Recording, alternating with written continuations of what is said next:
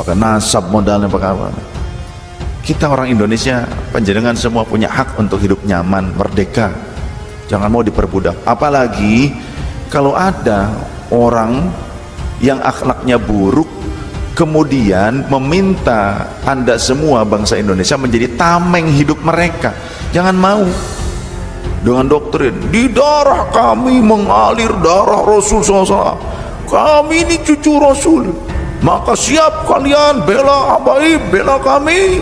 Yang dibelanya mafia, yang dibelanya begundal, ya, orang yang menyalahi syariat, orang-orang yang buruk akhlaknya, kemudian memperalat umat.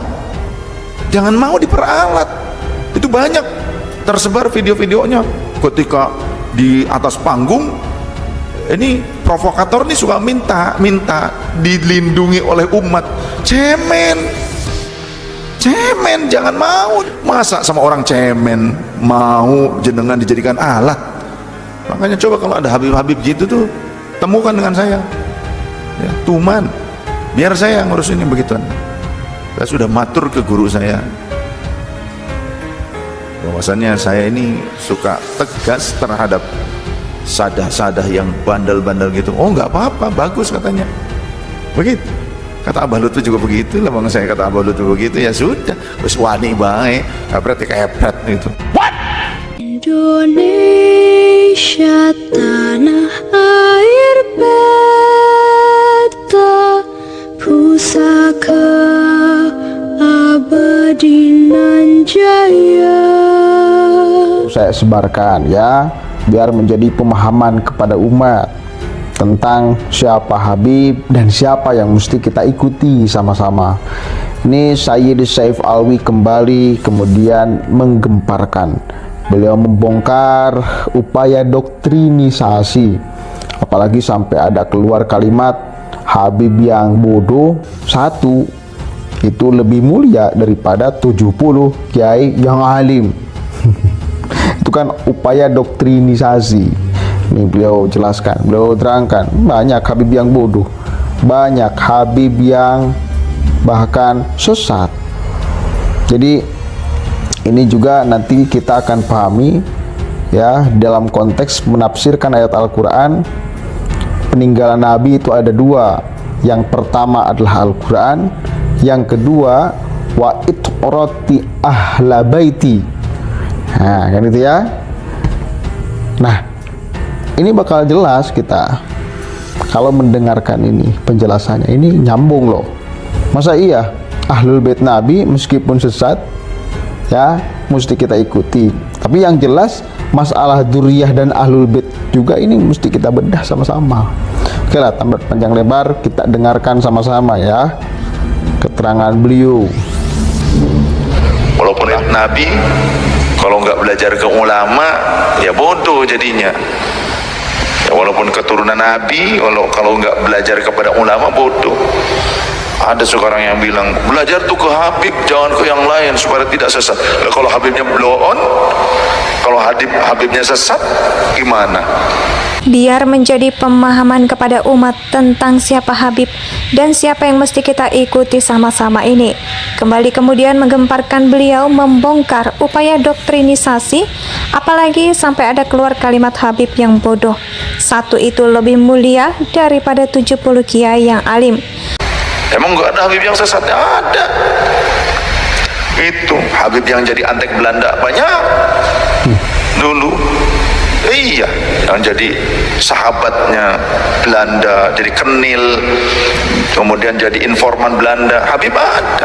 Kemudian Habib yang Wahabi ada.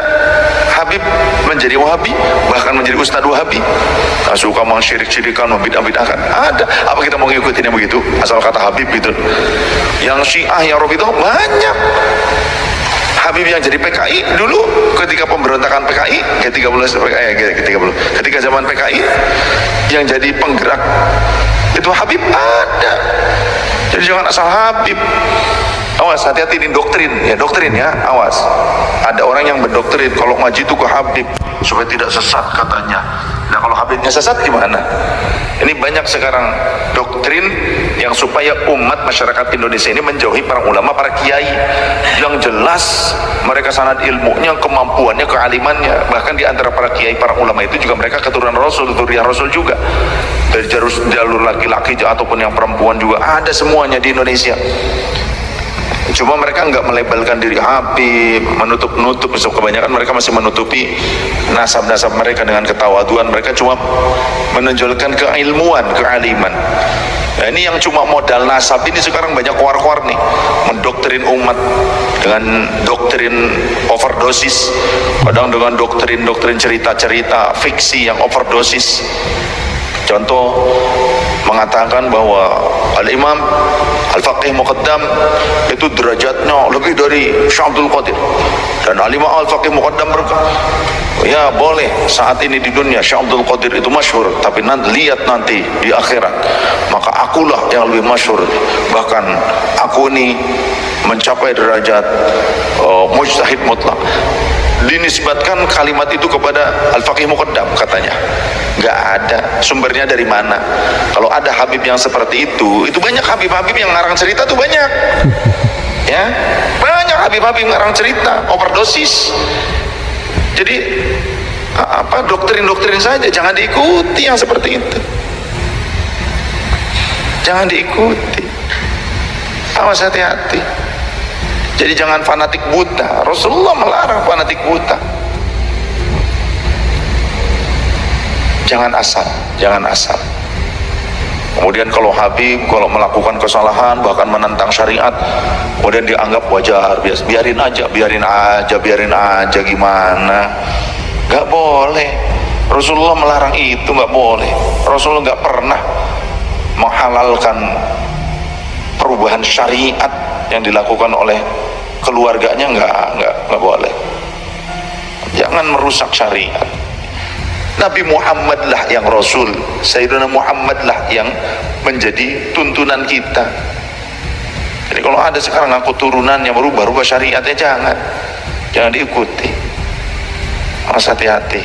Banyak doktrin sekarang, doktrin ini overdosis ini.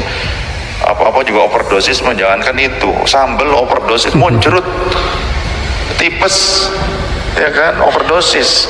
Walaupun tadinya halal, overdosis, kelewat. Sekarang banyak cerita-cerita overdosis, bab karomah lah, ini lain sebagainya, banyak yang disandangkan. Apa supaya ngedongkrak? Ya supaya apa? Nanti kelompoknya gampang nyari duit dari umat, supaya umat itu terkesan, terkesima, dan takut kualat. Itu banyak sekarang. Yang doktrin-doktrin ini dimunculkan untuk apa? Untuk meredam dominasi para kiai, para ulama yang benar-benar masyhur dengan keilmuan, amal soleh, dengan kewaliannya. Ya, seolah-olah kalau itu mah kiai, ya beda dengan Habib. Kalau Habib walaupun bodoh itu lebih 70 ya, derajat lebih mulia dibandingkan kiai. Habib satu yang bodoh, Habib satu itu lebih mulia dibandingkan 70 ulama, dibandingkan 70 kiai. Ini doktrin overdosis. Ya. Jangan diikuti, nanti mabok nih, mabok nasab nanti, mabok nasab, mabok keramat, gitu kan.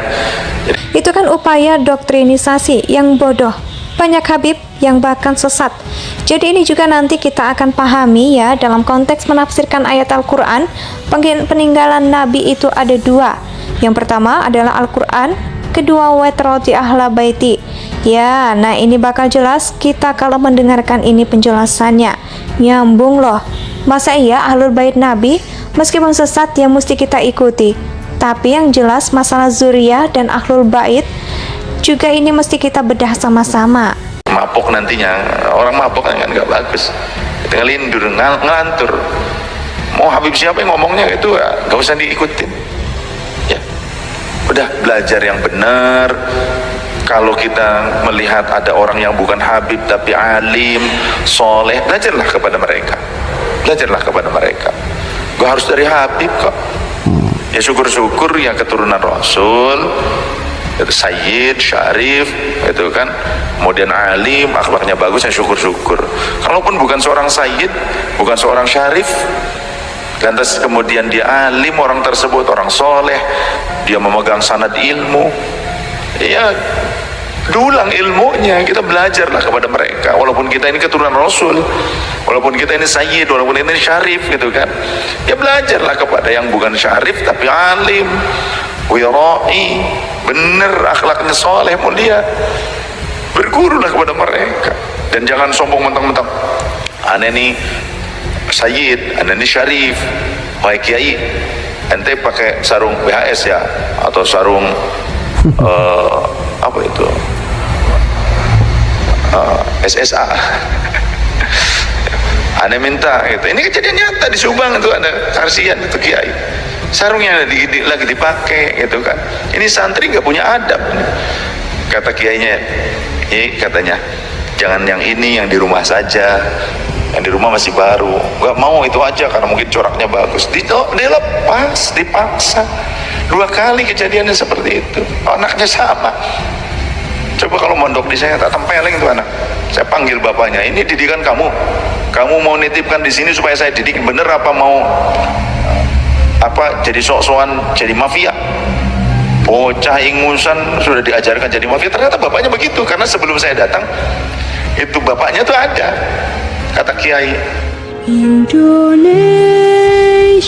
sejak dulu kala tetap dipuja-puja bangsa.